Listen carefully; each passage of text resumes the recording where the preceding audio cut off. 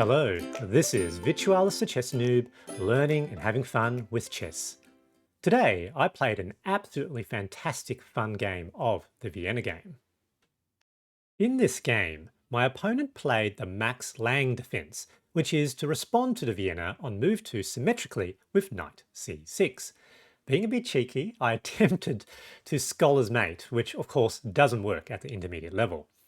Indeed, moving the queen out early is probably a mistake, as the queen can become a target. Amazingly in this game, by the end of the opening and entering the middle game, my opponent and I had developed most of our pieces, but neither of us had captured. The center of the board was almost completely packed, creating this incredible tension of threats, defenses, and counterattacks. Please enjoy!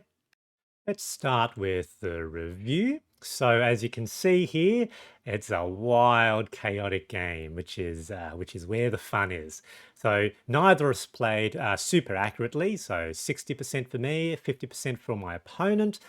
We both made quite a few mistakes, given the complexity of this game, and also our fair share of blunders. We also, played some pretty good moves as well. So let's have a quick look at the analysis now. All right, e4, e5, knight c3, the beginning of the Vienna game, and the response knight c6, which is the Max Lang defense.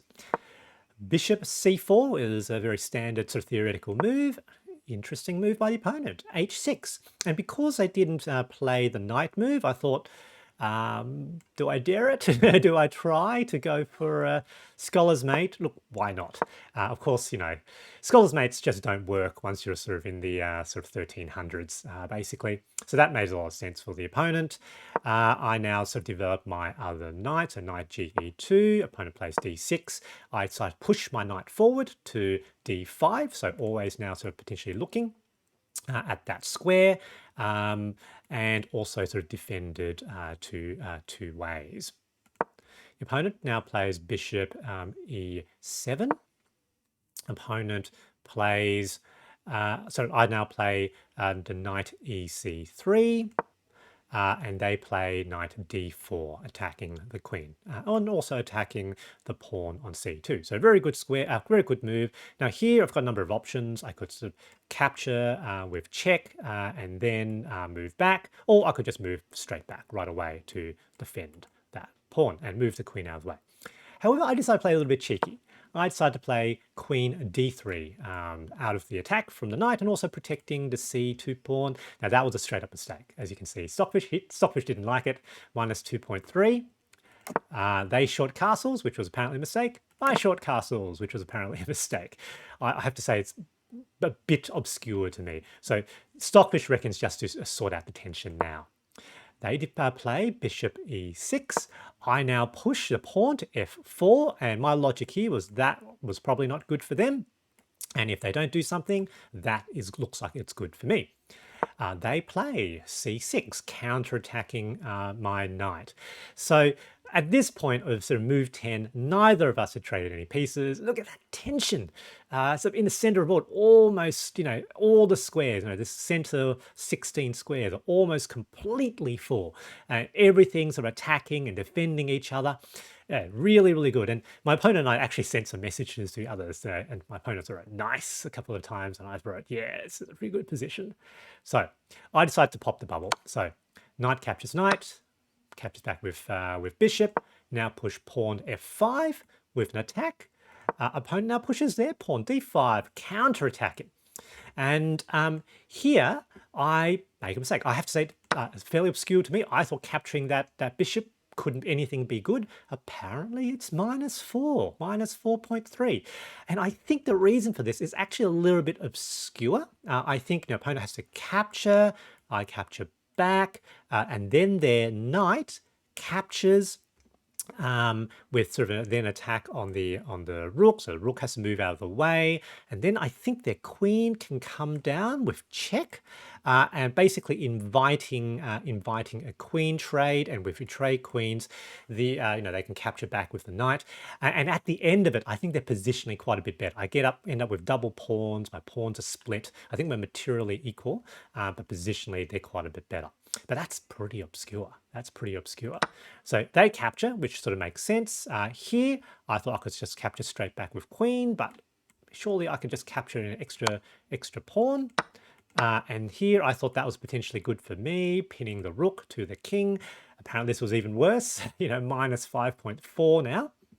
However, one of the things when you play other humans is that they're humans. They make mistakes. There are threats. That looks a bit scary, doesn't? Even though I think it's actually quite okay for the opponent.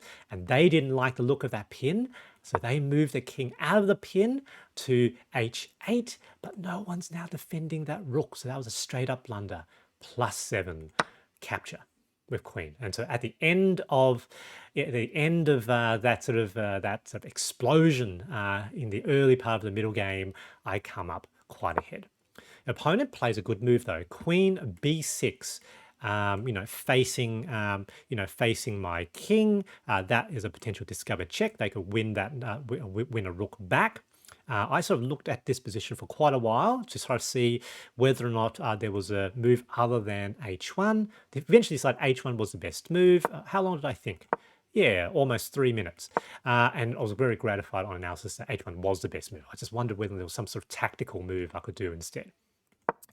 Opponent plays queen c5, which, again, is a good move. So sort of with attack here. Here I sort of take that sort of hanging pawn. Opponent now plays rook b8, which is a good move. And, the rook defends, that defends, that defends. It's actually fairly difficult for me to attack the king. Everything's fairly well defended there. I need to get some extra attackers. I wasn't entirely sure what to do. So I thought I'll push a pawn and put a threat on the queen.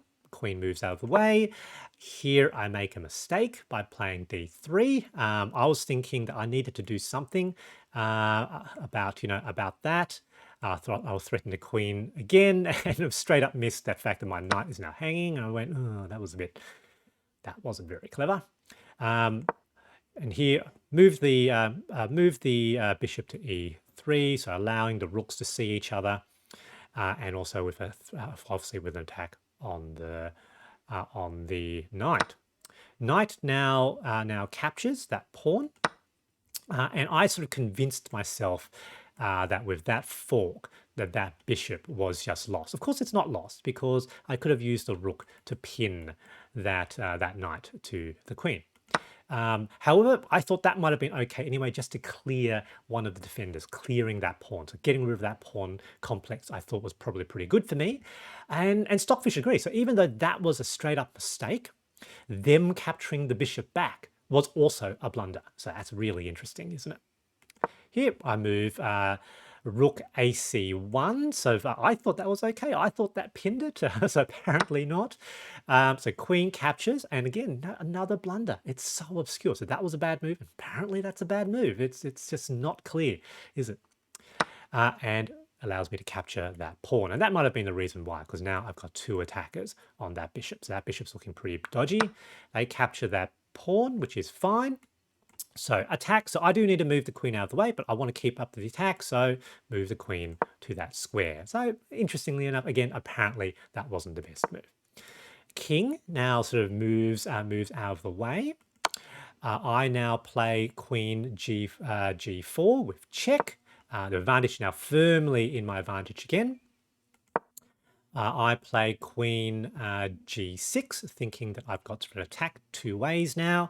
Now I suspected that the opponent would move their bishop here to defend, and that's what they did. However, I'm willing to sacrifice my rook for check. They have to capture back, and here I've got another check. And my hunch was that the opponent will again move the bishop back, and if they move the bishop back, then this would be checkmate. This would be checkmate. And the move they had to do was this. I don't think I've got any sort of good moves after that. And yep, the opponent did what I thought they were going to do. So that's check. Yep, the opponent can move out of the way, or they could block, but makes no difference because now queen f5, checkmate.